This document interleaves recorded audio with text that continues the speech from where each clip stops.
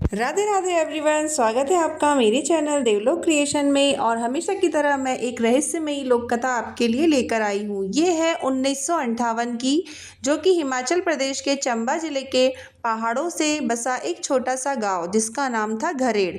गांव के बुजुर्ग कहते हैं कि गांव में ऊपर देवदार के घने जंगलों में एक ऐसा प्राचीन शिव मंदिर छिपा है जो पूरे साल दिखाई नहीं देता।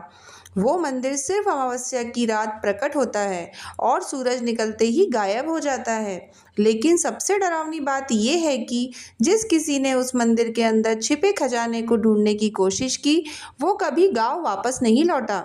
घरेड़ गांव आज भी चंबा क्षेत्र में मौजूद माना जाता है। गांव के ऊपर फैले जंगल को आज भी लोग देवन कहते हैं। वहां आज भी एक टूटा हुआ पत्थर का चबूतरा है, जहां स्थानीय लोग शाम के बाद जाने से डरते हैं। गांव के बुजुर्ग दावा करते हैं कि कुछ रातों में वहां से घंटियों और मंत्रों की आवाज़ आज भी सुनाई देती है। उसी गांव में मोहनलाल नाम का एक डाकिया रहता था। मोहन पढ़ा लिखा और बहुत ही समझदार था, लेकिन वह अंधविश्वास को नहीं मानता था। एक दिन गांव की चौपाल में एक बूढ़ा आदमी बोला, उस मंदिर में शिवजी का प्राचीन रत्न छिपा है, जिसे साधुओं ने सदियों पहले छुपाया था। मोहन हंस पड़ा। उसने कहा, अगर सच में ऐसा मंदिर है तो मैं जाकर उसका सच दुनिया के सामने लाकर रहूंगा। गांव के बुजुर्गों का चेहरा उतर गया। एक बूढ़ी औरत धीरे से बोली, मंदिर को खोजने वाले लौटते नहीं है बेटा, क्योंकि वहाँ इंसान अपने डर से मिलता है। लेकिन मोहन नहीं माना। अमावस्या की रात हाथ में लालटेन लेकर वह अकेला जंगल की ओर निकल पड़ा। जंगल असामान्य रूप से शांत था। ना झिंगुरों की आवाज़ थी, ना हवा की सरसराहट। बस दूरी कहीं घंटियों की धीमी आवाज़ सुनाई दे रही थी। जैसे जैसे मोहन आगे बढ़ा, जंगल में अचानक घना कोहरा छा गया।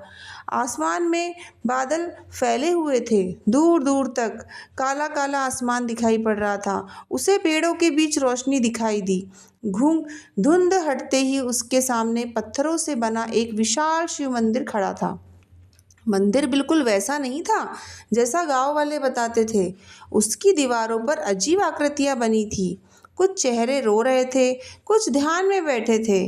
मंदिर के ऊपर लगी घंटियां बिना हवा के अपने आप बज रही थी। मोहन के कदम कांपने लगे, लेकिन लालच उसे अंदर खींच रहा था। जैसे ही वह मंदिर के गर्भगृह में पहुंचा, उसकी सांस रुक गई। शिवलिंग के पीछे सचमुच एक चमकता हुआ रत्न रखा था। पूरा कमरा उसकी रोशनी से जगमगा रहा था।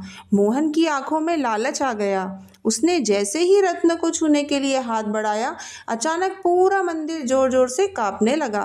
घंटियां पागलों की तरह बजने लगी और तभी पीछे से एक आवाज़ गूंजी, श्रद्धा लेकर आने वालों को दर्शन मिलते हैं, लालच लेकर आने वालों को चेतावनी।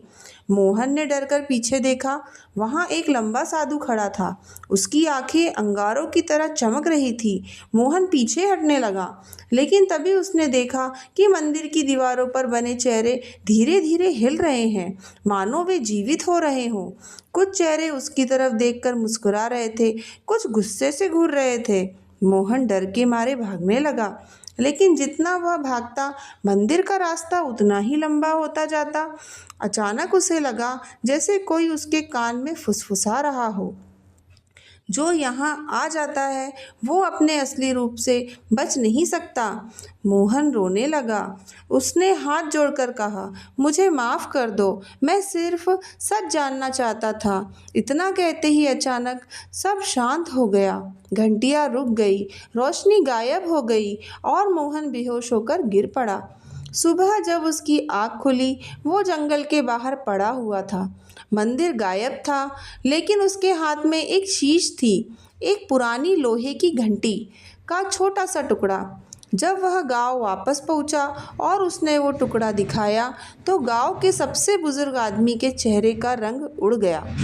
उन्होंने कांपते हुए कहा, ये उसी मंदिर की घंटी का हिस्सा है जो 100 साल पहले अचानक गायब हो गया था। उस दिन के बाद मोहन कभी पहले जैसा नहीं रहा।